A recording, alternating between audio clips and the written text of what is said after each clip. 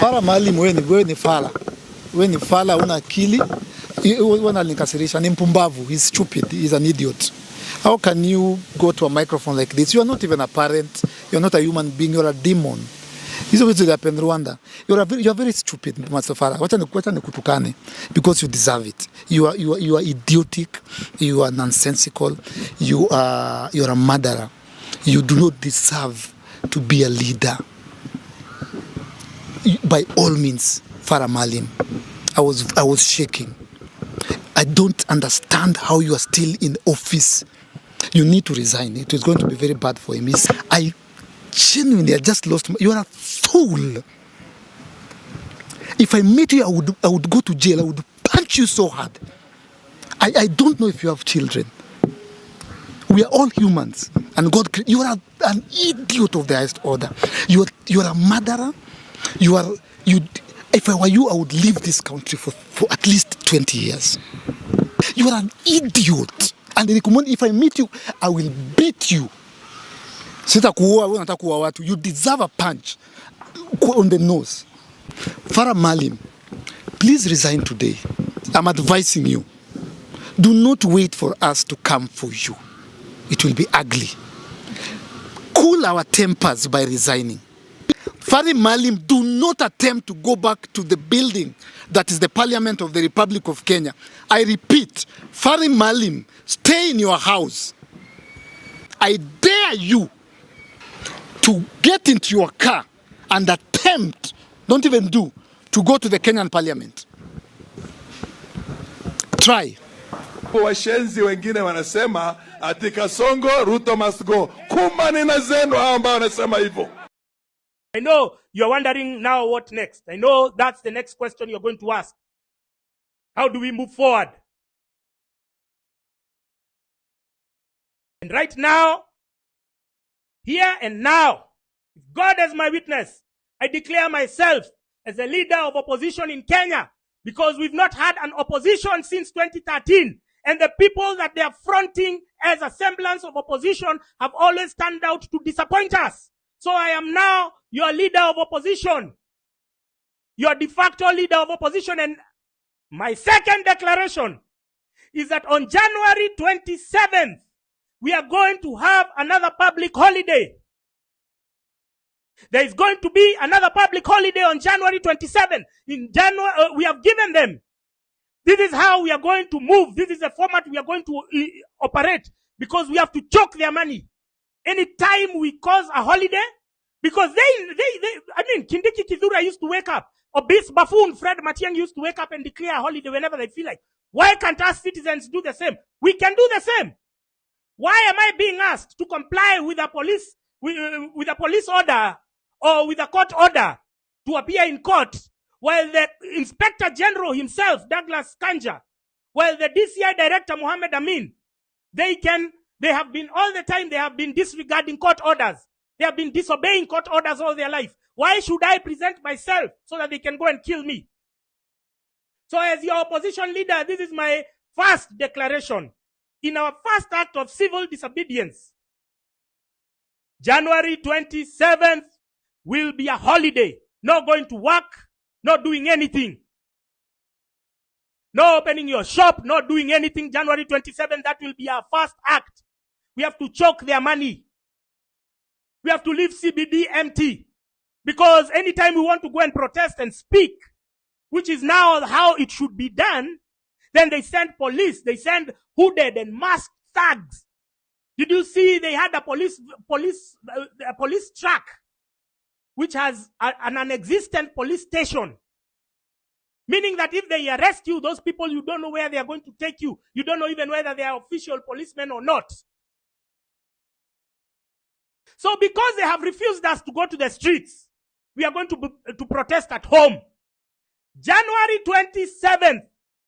Take this screen grab, please. I need you to take this screen grab because I don't need any contradiction. Those TikTokers who are taking screen grabs, please. January 27th will be a public holiday declared by the people, for the people, in our first act of civil disobedience.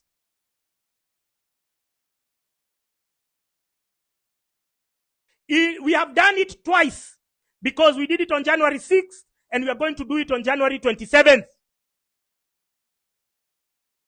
There'll be a national strike.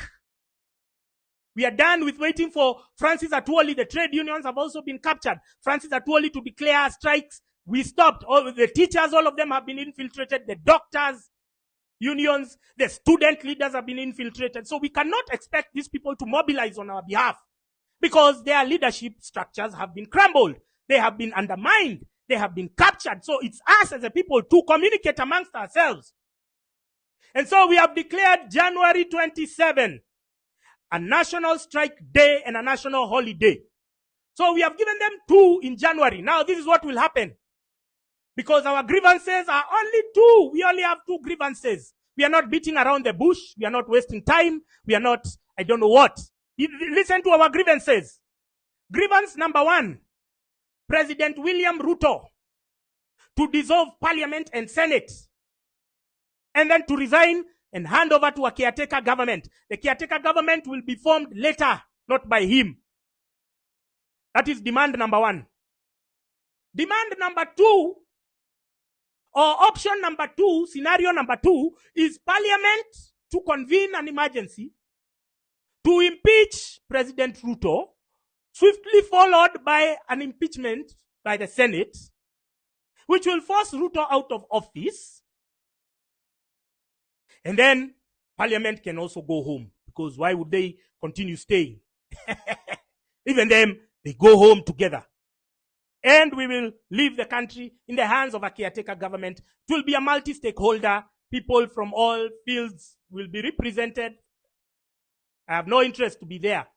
And they are going to chart the country's destiny. They are going to embark on reforms. If it's IEBC, who said that Ruto must be the one to name the IEBC? The people who are saying Ruto name IEBC are on payroll. Because si lazima, ikue yeye, we can have an independent outfit. We can have a caretaker. They come, they embark on judicial reforms, they embark on reforms, reconstituting our constitutional bodies. So those are our 2 demands. Nothing short of that. So we are going to have in January, it's 2. One, the first one we had on January 6th, a massive success. The next one is Monday, January 27th. So the first Monday and the last Monday of January. Now, February is not going to be business as usual, because we understand and we know that there's a tendency they might refuse. We understand, we know these people, they are power hungry. So February, every Monday in February will be a national strike. There will not be any work. You will not open your business. You will not go to work, because this will be our way of expressing our civic disobedience. This will be our way of protesting, because anytime we go to the streets, they meet us with a lot of violence, with a lot of abduction. So every Monday in the month of February, the more they continue staying in office, if they refuse to step down, if William Ruto refuses to dissolve Parliament and him resigning, if he refuses to do all of that, so we are going to be protesting every Monday in the month of February. Now, worst case scenario, if they refuse to accede to our demands, then in the month of March, we will go for a full-blown daily strike.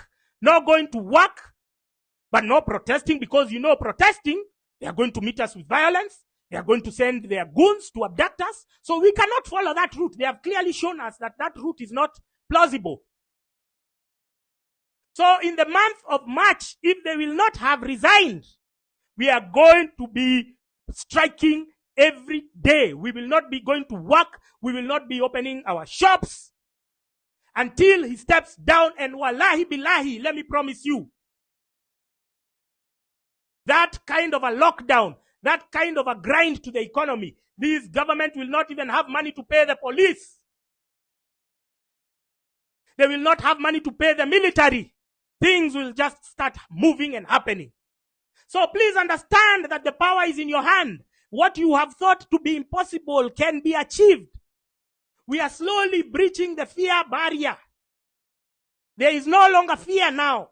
We have seen all the cards that they have to deal. We have seen the extent and the length that they are willing to go just to hold on to power. And we have understood that William Ruto is no longer the darling of the West, is no longer the darling of Africa. They were touting him as the incoming African statesman. When he went to Ghana, nobody had time for his bullshit. Nobody even recognized his presence. He was hidden there with the former presidents. Nobody even understood that he was in that country. We have seen that in the last 3 months, William Ruto, there is no single Muzungu who has gone to see him, be it an envoy, be it a visiting dignitary, because there is a red line that Muzungus don't cross. Even if you are doing business with them, even if you are giving their country, they cannot condone, they cannot be seen to be associating with things like abductions and forced disappearances, arresting of political dissidents. These are serious crimes within the Western establishment. So they cannot be seen to be propping, in as much as they might be supporting you clandestinely. They cannot be seen with you publicly. So we have understood that he has lost grace within the eyes of the people that he once loved, that he once adored, who are the